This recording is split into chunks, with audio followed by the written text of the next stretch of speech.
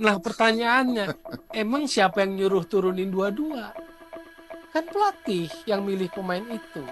Kalau target itu diimplementasikan lewat ketua BTN Sumarji, targetnya kan abu-abu tuh, nggak apa, nggak tegas, nggak eksplisit gitu loh. Targetnya apa? Finalis, hasil Ya, terbaik. hasil terbaik Hasil terbaik itu kan bisa multitafsir tuan. sebagai regenerasi juga tersebut tuh. Ya lalu ini sebagai regenerasi. Nah makanya banyak catatan kritisnya. Kalau AFF senior sebagai regenerasi, apakah kita lupa? Apakah tuan-tuan yang terhormat di PSSI yang memangku jabatan sebagai petinggi sepak bola yang menangani tim nasional lupa? AFF itu kan sudah ada jenjangnya, ada wadah. Ada AFF U16, ada AFF U19, ada AFF U22. Jadi AFF ini menyediakan wadahnya untuk mematangkan para pemain sebelum berlaga di level yang lebih tinggi, namanya Asia kan AFC. Ya. Jadi sudah ada. Nah kenapa di senior nuruninnya U22? Ngomongnya regenerasi. Apa nggak salah? Kan itu satu dari sisi struktural eventnya itu udah ada. Ini Masing-masing. argumentasi Bung Toel nih. Ya, jadi struktural event di AFF itu sudah ada. U16, U19, U22. Jadi sudah terprogram oleh Iya. AFF ya. Kok nguruninnya dua-dua untuk pertandingan yang level senior tim utama kan begitu.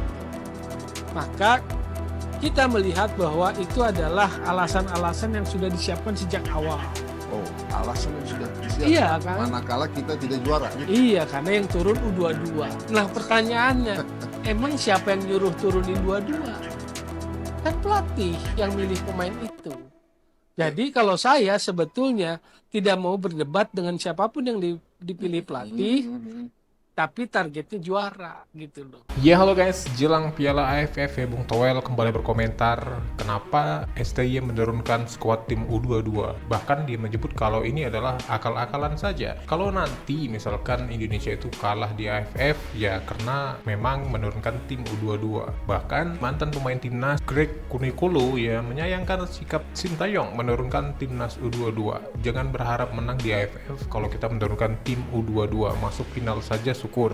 Nah, Greg ini bereaksi keras ya, kenapa STY menurunkan tim U22 di AFF. Jangan berharap nanti kalau kita bisa masuk ke level dunia selanjutnya lagi, kita akan lolos Piala Dunia. Kalau AFF saja tidak bisa kita rebut, kata Greg Nwokolo, karena harusnya ya pemain-pemain senior juga harus diturunkan di AFF ini, karena inilah pembuktian juga untuk wilayah ASEAN AFF selanjutnya akan menuju ke Piala Dunia. Tapi satu sisi Sintayong berpemikiran bahwa memang tim-tim senior ini memang dikhususkan untuk kualifikasi Piala Dunia karena mereka ada juga jadwal di klub mereka dan juga agar mereka tidak cedera nantinya menghadapi pertandingan-pertandingan kualifikasi Piala Dunia. Bagaimana menurut kalian guys? Mari kita simak komentar-komentarnya. Kenapa Sinteyong akhirnya memutuskan buat membawa timnas Indonesia U22 ke AFF Cup 2024? Pertama, AFF Cup memang nggak masuk ke kalender FIFA. Jadi pemain-pemain yang main di luar negeri alias abroad hampir pasti nggak diizinin nama klub mereka untuk pulang membela timnas. Jadi opsi Sinteyong terbatas banget kalau mau panggil pemain senior terbaik. Akhirnya Sinteyong lebih milih buat fokus ke pemain-pemain U22 yang udah teruji solid di SEA Games dan Asian Games. Selain mereka punya chemistry yang udah terbangun, Sinteyong juga optimis kalau pengembangan pemain muda ini adalah investasi jangka panjang buat timnas. Dengan membawa U22, Sinteyong berharap bisa memberikan mereka pengalaman bertanding di level senior, yang pastinya akan berguna untuk turnamen-turnamen besar di masa depan. Tapi realistis gak sih harapan Sinteyong untuk bawa Garuda Muda sampai ke final AFF Cup?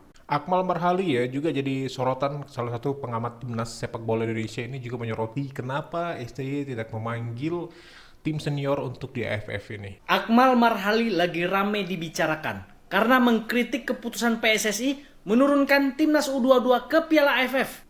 Bahkan si Akmal ini sampai dibahas oleh konten kreator asal Malaysia, Bang Jom United. Ya bukan rahasia lagi ya kalau Akmal Marhali dari dulu itu memang mendewa-dewakan Piala AFF. Makanya dia kecewa Indonesia menurunkan tim U22. Harusnya kan tim senior, bahkan pemain-pemain bintang seperti Tom Haye harus turun supaya pasti juara AFF. Makanya si Akmal ini terkesan gak suka ya karena yang diturunkan tim U22 bukan timnas senior, karena peluang juara jadi lebih kecil. Kalau menurutku kalian gak usah dengarkan lah si Akmal ini ya. Gak usah terlalu didengarkan.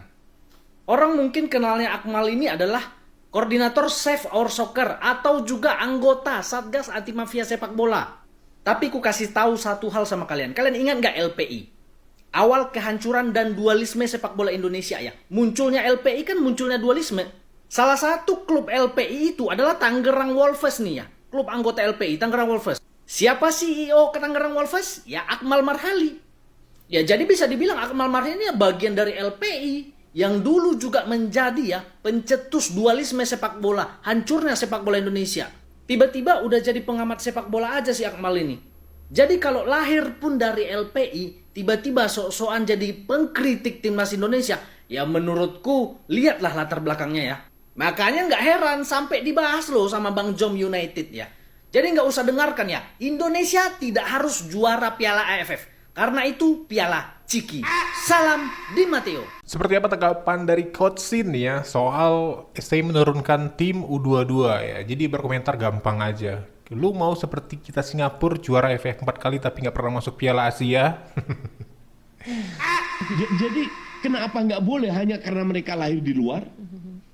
Kan lucu ya. Cuman kan perhatiin deh. Setiap saat pasti ada public figure atau pejabat yang mengkritik. Oke? Itu hak mereka sila untuk mengkritik. Tapi hak kita untuk tidak memberikan panggung.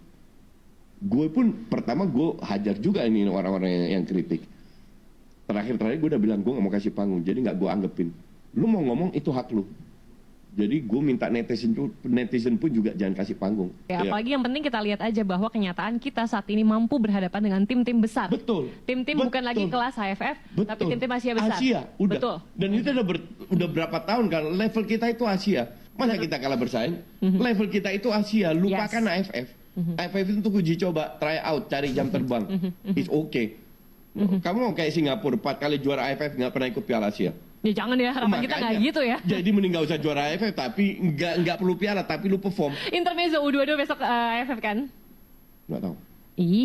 Piala AFF besok tuh tim muda Indonesia Nggak mainin. peduli Coach Sin guys. Iya, menurut coach gimana? AFF ini penting buat SC memberi kesempatan merubah mindset pemain-pemain Liga 1 yang akan bermain biar mereka bisa mengikuti, biar tahu bahwa standar di timnas utama itu seperti ini. Jadi it's good. Gue setuju pasang semua pemain Liga 1. It doesn't matter lu menang atau enggak. Karena target kita Piala Dunia. Yap. Mindset kita harus berpikir Piala Dunia. Ini kayak batu pijakan aja lah. Iya, ya, untuk bukan terus cuma jalan. trofi. Lu butuh trofi, lu kesenangan beli trofi banyak tuh. Nggak gitu konsepnya. Aduh, susah nih opa-opa ya. Bahkan nih guys, gara-gara ini ya, Vietnam menyebut kalau musuh bebuyutan Indonesia ini rentan kalah di AFF. Nah, Vietnam ini juga menyebut kalau nanti musuh terberat di grup B itu bukan Indonesia, tapi adalah Filipina. Vietnam sebut lawan terkuat di grup B adalah Filipina, bukan Indonesia. Ya, di balik itu, timnas Vietnam menganggap Filipina jauh lebih berbahaya ketimbang timnas Indonesia di Piala ASEAN Mitsubishi Electric Cup 2024 ini. Ya, pasalnya, timnas Vietnam tersebut melihat kekuatan Filipina jauh lebih kuat sehingga sulit untuk diprediksi, apalagi Filipina menurunkan timnas senior. Ya, berbeda dengan Indonesia, di mana Sintayong justru menurunkan tim kelompok umur. Alhasil timnas Vietnam pun menganggap Indonesia sebagai tim ecek-ecek. Seperti kita tahu, timnas Vietnam berada di grup B bersama Indonesia. Banyak yang memprediksi tim terkuat di grup B adalah Indonesia dan Vietnam. Namun, justru timnas Vietnam menyangkal pernyataan tersebut. Menurut timnas Vietnam, tim terkuat di grup B adalah Vietnam dan Filipina. Ya, hal itu menurut mereka karena Sintayong menurunkan tim U22 yang sangat minim berpengalaman. Bukan Indonesia, inilah lawan paling misterius Vietnam di fase grup Piala AFF. Dengan skuad yang beranggotakan pemain inti U22, tim Indonesia terbilang tak dikenal di Piala AFF 2024 dan sangat muda. Namun, ada tim yang lebih sulit diprediksi di mata Vietnam, yakni Filipina, ujar Vietnam. Ya, memang banyak yang menganggap asuhan Sintayong hanya akan jadi pelengkap di AFF 2024 saja. Keputusan Sintayong menurunkan tim U22 juga banyak mengundang pro dan kontra, baik bagi pengamat di dalam negeri dan luar negeri. Banyak yang menyebut Sintayong terlalu meremehkan AFF kali ini. Ya, namun Sintayong menjelaskan dirinya hanya ingin melakukan regenerasi tim setelah Marcelino dan kawan-kawan. Namun meski begitu, Sintayong akan bekerja keras agar meraih hasil maksimal di turnamen AFF meski menurunkan tim U22. Nah guys, bagaimana menurut kalian dengan cuplikan video tadi? Ya, baik Bung Toel, Greek, dan pengamat sepak bola lainnya itu mengkritik STY habis-habisan dan juga PSSI kenapa menurunkan tim U22 di AFF. Bagaimana mau menang kalau begini gitu kan. Jadi ada yang bilang bahwa apa yang kita sibuk-sibuk ngerebut piala Ciki.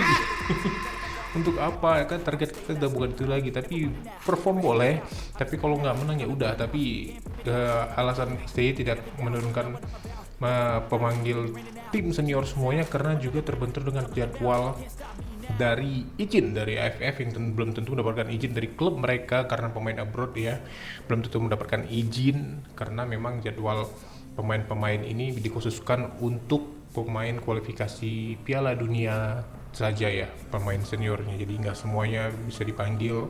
Dan juga untuk regenerasi juga, biar pemain-pemain Liga 1 bisa merasakan ikut main juga di AFF ini.